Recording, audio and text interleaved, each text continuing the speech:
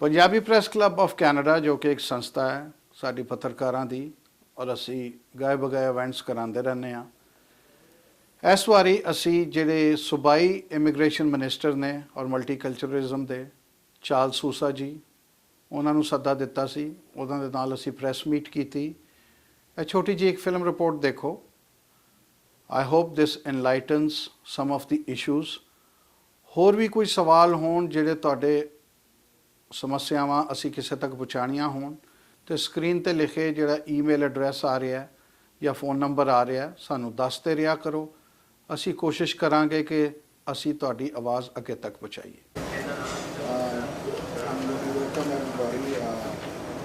Charles Sousa is our friend, and he's here to talk to our community through us, and obviously he's got a lot to say, especially today. He made an announcement about the new strategy. We'll be talking a little bit about that, and there are many other issues that we'll be talking about. This is basically a casual meeting. We like to know how government works. We like to know how this government is going to survive the minority situation, etc., etc. Anybody has a question, you're more than welcome to throw at him when we start Q&A. Just for benefit of the Minister and his staff, I'd like to have a sort of roll call with the introduction, self-introduction. We start with the young man, Rana. My name is Rana Alwaria. I'm running a show called Desi Beat on 14:30 a.m. I do want to thank you for allowing me to be here today and inviting me to participate. It's very important, especially for someone in the role that I now play with immigration and citizenship, to have a sense of what the community's issues are. You have a pulse to what's happening. You're the conduit. You're the one that speaks for the community in many respects. And it's important for me to have a better understanding. And I come from an immigration family. I mean, my father came to Canada in 1953. He fled the oppressive regime in post-war Europe from Portugal, went to Pier 21 in Halifax, and they shipped him off to Goose Bay, Labrador to work in the camps. But what was important for us, for me at least, is he was seeking more opportunity, better life, and ended up in Kensington Market, the little community down in Toronto where I was born eventually. And I'm very fortunate that that he chose Canada, but I'm extremely grateful also that Ontario accepted him. And he had a saying, even back then, there's room for everyone. There's room for us to work, there's room for us to compete. Look at all of you. You're all in the same business in some respects. And there's room for everyone to help each other. And then in a community, at that time, there was no settlement, there was no programs, there wasn't any of that we talk about today. And it happened by need, by the social group setting that existed. And in some respects, it inspired me quite a bit as I got involved to be involved politically. Or in this case, it wasn't politics, it was more volunteerism, more community activism.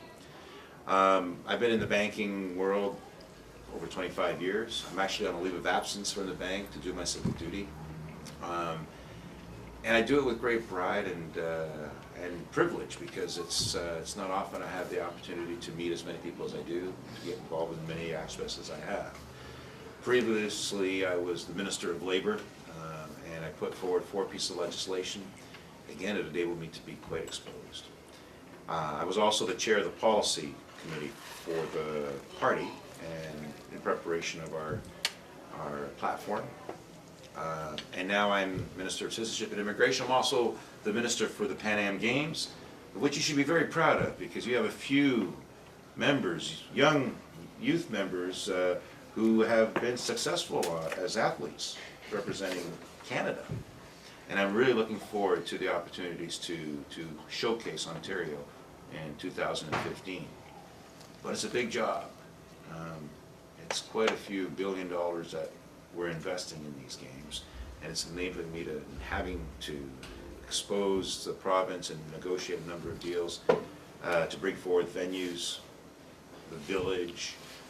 We're going to host over 10,000 athletes and officials in Ontario at that time. So it's extremely exciting. So that's a little bit about me. And when I compare my experiences growing up and what I've seen in my own community, I was president of our business, the Portuguese Canadian Business and Professional Association. I was also president and active director of the Canadian Chamber of Commerce, the American Chamber of Commerce, so I was always actively involved in some of those respects during my days in the bank.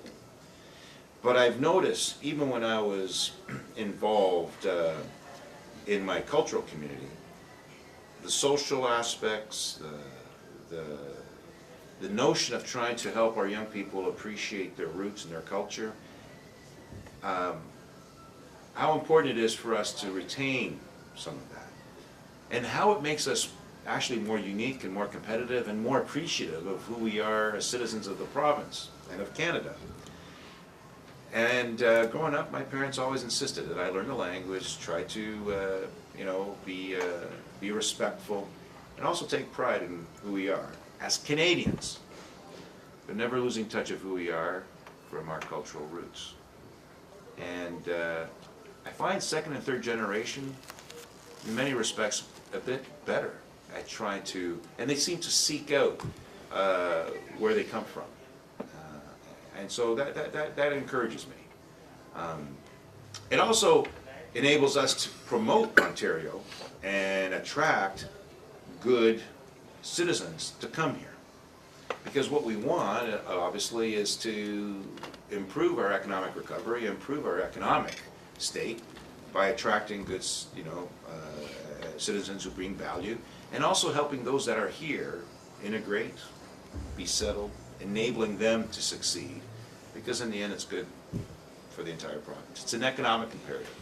So there's a social aspects that I spoke about initially, which is what I was attracted to when I was growing up, but now there's an economic imperative. It's good for Ontario. In fact, in the next 5 years or so, our source of employment is going to be new immigrants, new Canadians. Ontario attracts more immigrants to this jurisdiction than all of the other provinces combined.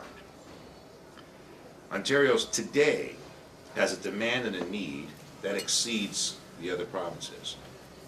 And Ontario does not have an agreement with the federal government to enable us to succeed and support and enhance our immigrants to the extent that we should. And I'm not blaming anybody. I'm just stating the facts. And what happens is we have prescriptions that allow for other provinces to receive more immigrants than they, on a relative basis. Ontario still receives more than anywhere else. But we don't have the power of devolution or selection. And we've lost and we've been cut. Well, they've cut funding for Ontario to provide certain programs.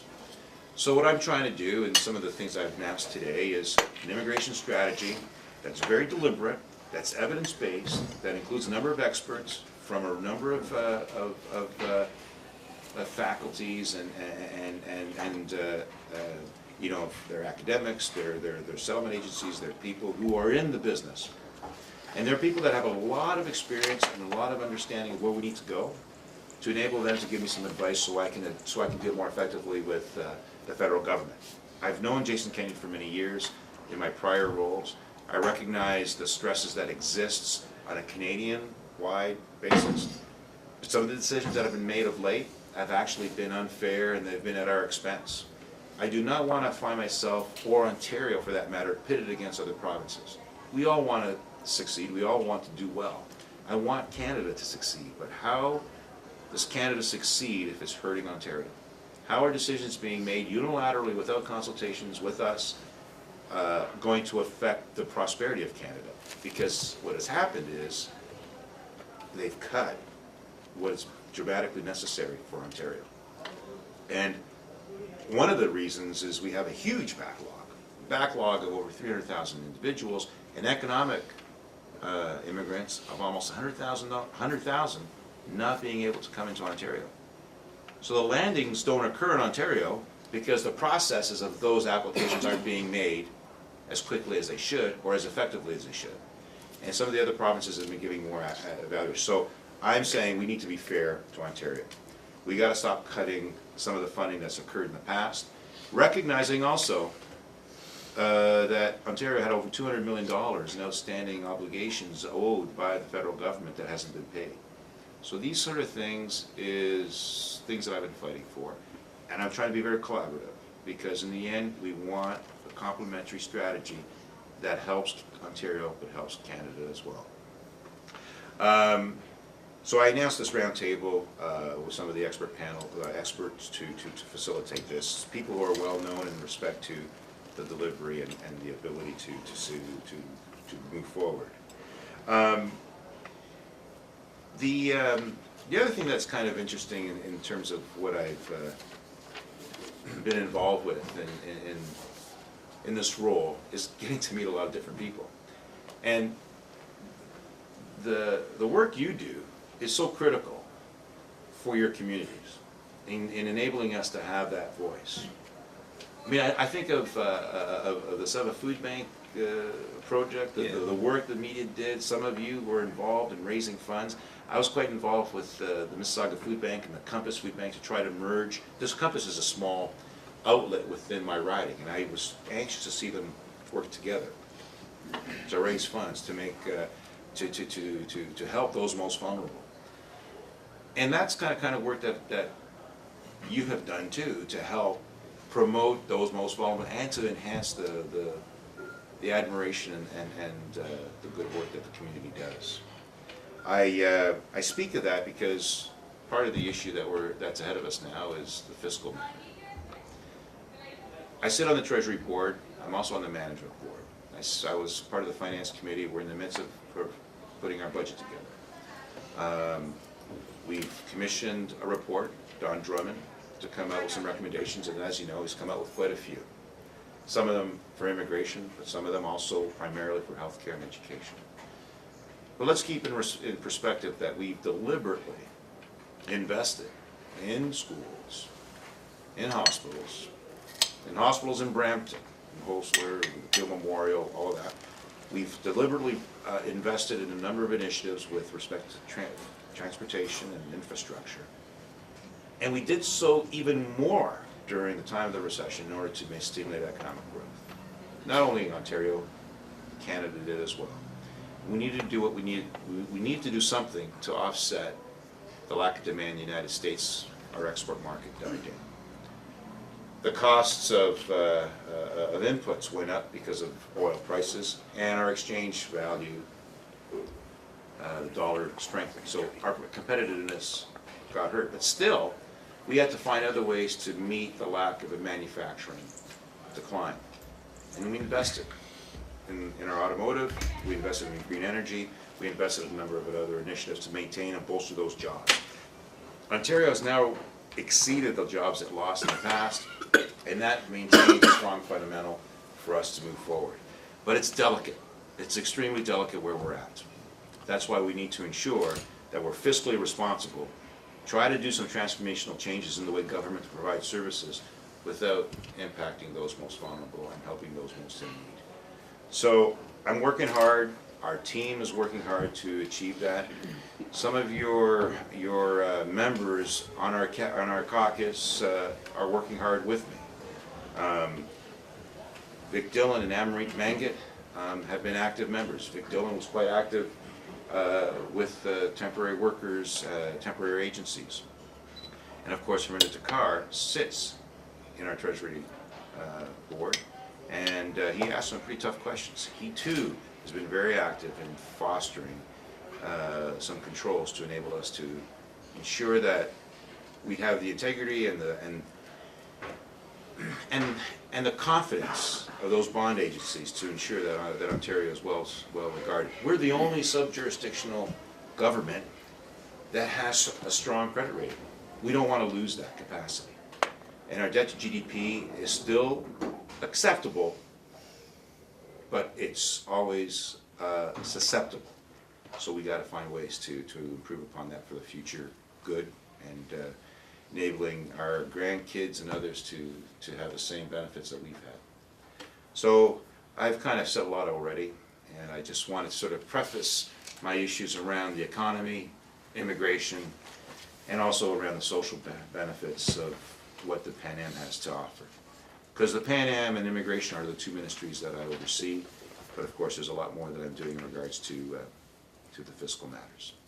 So with that, I'll take some questions.